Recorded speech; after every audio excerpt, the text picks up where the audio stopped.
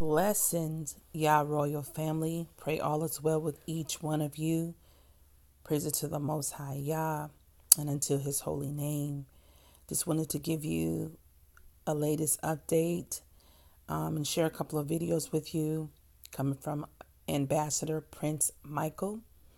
He says here, this is why I began using Wakanda on official documents since the end of 2018.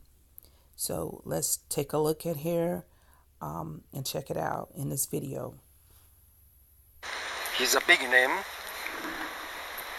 He helps project get realized.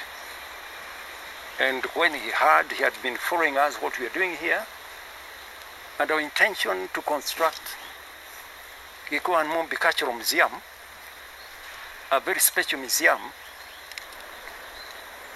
in reference to esoteric wisdom. He just felt like coming here and helping that dream to be realized. This Gikuyu and Mumbi Cultural Museum that is being planned to be constructed here in Githego is not like any other museum in the world. Museums deal with artifacts and history, but this primarily a museum for esoteric wisdom. Such a museum was found in Egypt in about 2,000 years before Jesus Christ was born. And the information there was stolen by Greeks and taken to cities, to Athens. From Athens, other wisdom was stolen and taken to Rome. Other wisdom was stolen and taken to UK, that is England. But that's the past.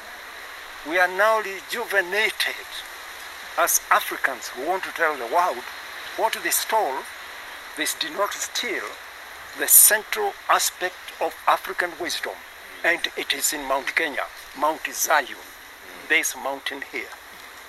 World over, people are talking of Mount Zion, Mount Zion, Mount Zion. It has appeared many times in the Bible, but people didn't know Mount Zion was Mount Kenya. Mount Zion is Mount Kenya. Kenya is Kenya, but this is not Kenya, it is Zion. So we in Kabaru now, we are fortunate that we now start receiving such personalities as Kwaderi. And Kwaderi has done a lot for global peace, global development. He has met so many presidents in the world. So we feel honored today. If the man who has been meeting different heads of state in the world is with us in Kabaru, Dera was one of his greatest friends. They could sit together for 2 hours, people talking. Can you imagine talking to a president for 2 hours? He is globally recognized. He is with us here in Kabaru. I think that's good of us. On Mr. Kwaderi's left, we have Mike Ewas II. Michael Ewas II is our ambassador. So I want to pause right there.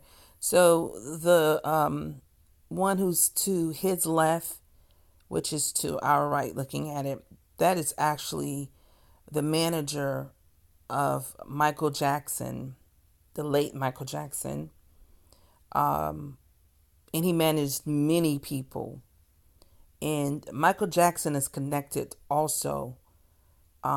See, a lot of things that we don't know is what the media have been feeding us before this awakening of why this happened, why that happened to someone. And the truth is that often that our people, in the status of being well known throughout the world, once they get whiff of something, then, they're treated differently, where a lot of them come across that they have to look over their shoulders, and they, feel like someone could actually, hurt them or harm them. And Michael Jackson had mentioned that many times. So Prince Michael even shared some things about Michael Jackson, about Kenya, about Mount Zion, about the covenant, and also about world peace. So, rightfully, he is actually the one, who is, and I don't recall his name right now. I'm sorry, family. But he is the one that, the manager of Michael Jackson, he's the one that is the president of the world peace. And then Prince Michael is his ambassador to Kenya, Mount Kenya, which is what they, of course, say Mount Zion. So let's continue. That is this project's ambassador in America. When we want to talk to presidents and other people in America, we just tell Mike, go and get a meeting with so-and-so. And he enters there. I'm Ambassador Mike. What? Get seated.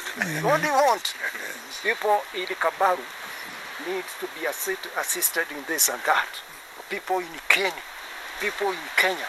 So I think today he feels that plight of coming to Mount Zion at the base where God's lyric were concealed in 2010 AD. 1210 AD. People do not know one thing about this, that there are so many things here, liturgical things, concealed in Mount Kenya. Some were concealed by the Egyptians, others, world temples, they were all concealed there, and today they are saying the people to lead global peace are the people who are living at the bottom of Mount Kenya. They are calling them in America, they are calling them Wakanda. And all of us, we are Wakanda. So they have come to visit Wakanda. So they have come to visit Wakanda. So they have come to visit Wakanda. So they have come to visit Wakanda. And after that, our dream will be realized. Not only the... So I want to just take you back. I'm sorry, family.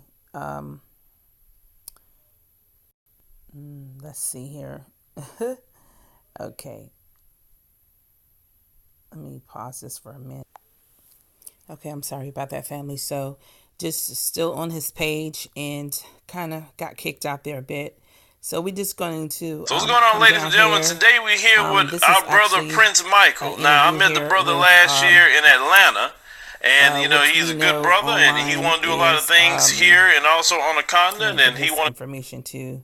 What's going on, ladies and gentlemen? Today we're here with our brother Prince Michael. Now, I met the brother last year in Atlanta, and he's a good brother, and he want to do a lot of things here and also on the continent, and he want to share some of that with you guys. So, Prince Michael, thank you for joining us, brother.